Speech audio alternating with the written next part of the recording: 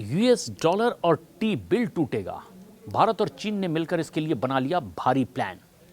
भारत और अमेरिका के बीच दरअसल अब टैरिफ को लेकर के तनातनी अपने चरम पर दिखाई दे रही है।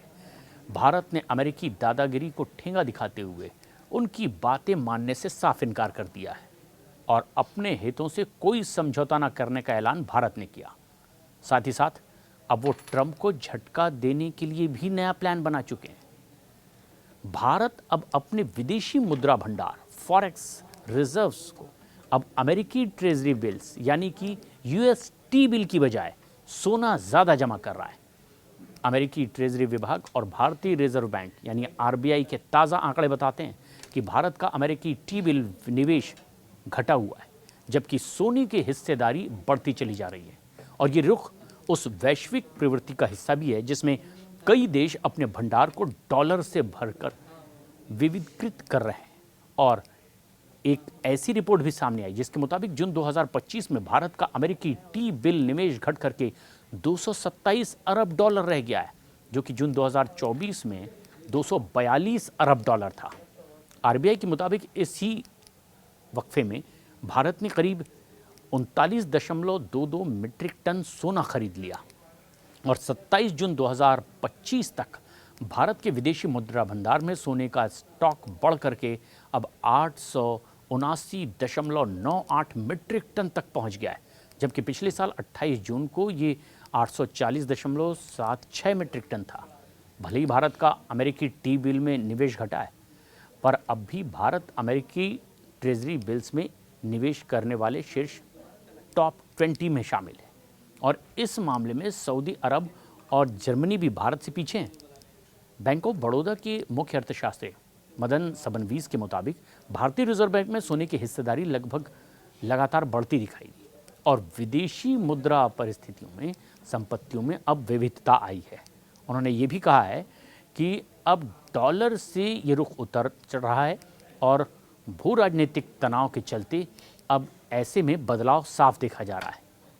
आईडीएफसी फर्स्ट बैंक की अर्थशास्त्री गौरा सेन गुप्ता ने कहा कि भारत की अमेरिका टी बिल होल्डिंग एक साल में 14.5 अरब डॉलर घटी है, जबकि सोने का हिस्सा बढ़ता चला गया है।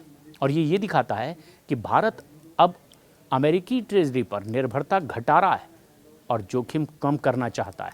खासतौर पर अमेरिकी वित्तीय स्थिति बिगड़ने से यील्ड्स ऊंची बनी हुई है।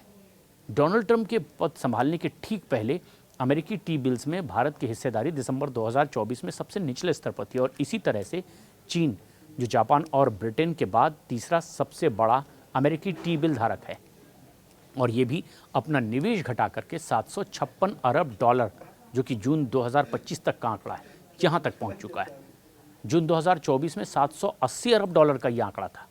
इसके विपरीत इजराइल ने इस एसेट क्लास में अपनी निवेश को और तेज़ी से बढ़ाने की बात कही है, क्योंकि लगातार इजराइल को अमेरिका से सपोर्ट भी अब मिलता दिखाई दे रहा है। भारत का लेकिन ये कदम ये दिखाता है कि अमेरिकी डॉलर के उतार चढ़ाव और अमेरिकी अर्थव्यवस्था से जुड़े जोखिमों से बचने के लिए अब विदेशी मुद्रा भंडार को सुरक्षित और विविध रंगी बनाना बहुत ज़रूरी है और इसीलिए सोने में निवेश बढ़ाया जा रहा है, भारत को गोल्ड हेज उपलब्ध करा रहा है और ये बदलते वैश्विक वित्तीय परिदृश्य में बहुत ज़्यादा अहम साबित होगा। शंघाई सहयोग संगठन यानी एससीओ के सम्मेलन में शामिल 10 देशों ने ट्रंप और अमेरिका को जवाब देने का भी प्लान बना लिया और रूस के राष्ट्रपति व्लादिमीर पुतिन ने तो एससीओ के मंच से डॉलर को खुली चुनौती दे डाली है।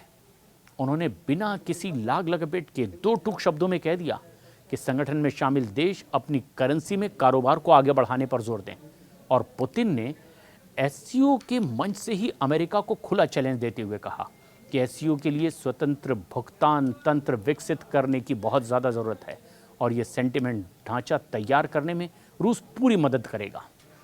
उन्होंने ये भी कहा कि हमें आपसी ट्रेड के लिए भी अपनी राष्ट्रीय करेंसी इस्तेमाल करनी चाहिए और पुतिन ने अमेरिका को साफ संदेश दे दिया कि एससीओ के सभी सदस्य देश अपनी करेंसी में भुगतान करें और सेटलमेंट भी वो कर सकते हैं। रूसी राष्ट्रपति के इस बयान से ये निश्चित तौर पर अब ट्रंप को मिर्ची जरूर लगी, क्योंकि पिछले दिनों ब्रिक्स सम्मेलन के दौरान ट्रंप ने डॉलर को कमजोर करने का टैरिफ लगाने पर खुली धमकी दी और अब जबकि उन्होंने भारत सहित ज़्यादातर देशों पर टैरिफ लगाया हुआ है, तो ये डर खत्म हो चुका है।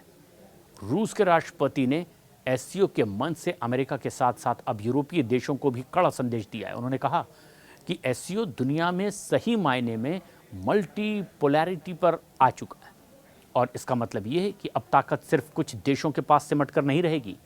पुतिन ने यह साफ कहा कि यूरोसेंट्रिक और यूरो अटलांटिक मॉडल अब पुरानी बात हो चुकी है और मौजूदा वक्त में इसका मोल अब नहीं रह गया है। पुतिन ने साफ कहा कि यूक्रेन संकट रूस की कार्रवाई से पैदा नहीं हुआ, बल्कि पश्चिमी देशों की ओर से कीव को बार बार उकसावे की वजह से ये नौबत आई है। पश्चिमी देश चाहते ये हैं कि यूक्रेन को नेटो में शामिल किया जाए, लेकिन इससे रूस के लिए सुरक्षा का संकट पैदा होगा और यही सारी समस्या की जड़ भी है।